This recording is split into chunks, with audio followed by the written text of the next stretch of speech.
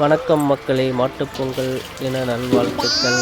இன்றைக்கி மாட்டுக்கு பொங்கல் வைக்கிறதுனால காலையிலேயே மாடெல்லாம் ரெண்டும் பிடிச்சி கழுவ ஆரம்பிச்சிட்டோம். மாடு பாருங்கள் அமைதியாக நின்றுட்டு அவ்வளோ அழகாக இருக்குது. அதனால் எல்லோரும் மாட்டுப் பொங்கல் சீரும் சிறப்புமாக கொண்டாடணும்.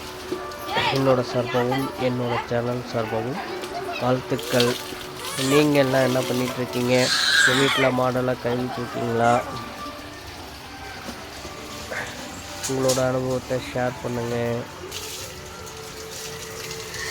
சிந்து மாடு சமத்த அமைதியாக நின்றுட்டுருக்கு.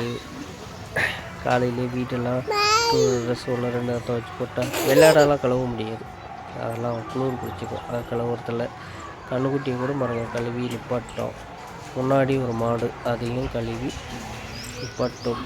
அடுத்தது கொம்புக்கு சீவி பெயிண்ட் அடித்து கலரெல்லாம் பூசி பலூன் கட்டி டெக்கரேஷன் பண்ணுறது தான் அடுத்த வேலை. உங்கள் வீட்டில் உங்கள் மாட்டுக்கு நீங்கள் என்னென்ன பண்ணிகிட்ருக்கீங்க, எப்படி பண்ணிகிட்ருக்கீங்கன்றதை கமெண்ட் பண்ணுங்கள் ஃப்ரெண்ட்ஸ். ஓகே, பாய். மீண்டும் உழவர் திருநாள் வாழ்த்துக்கள், பொங்கல் தின வாழ்த்துக்கள்.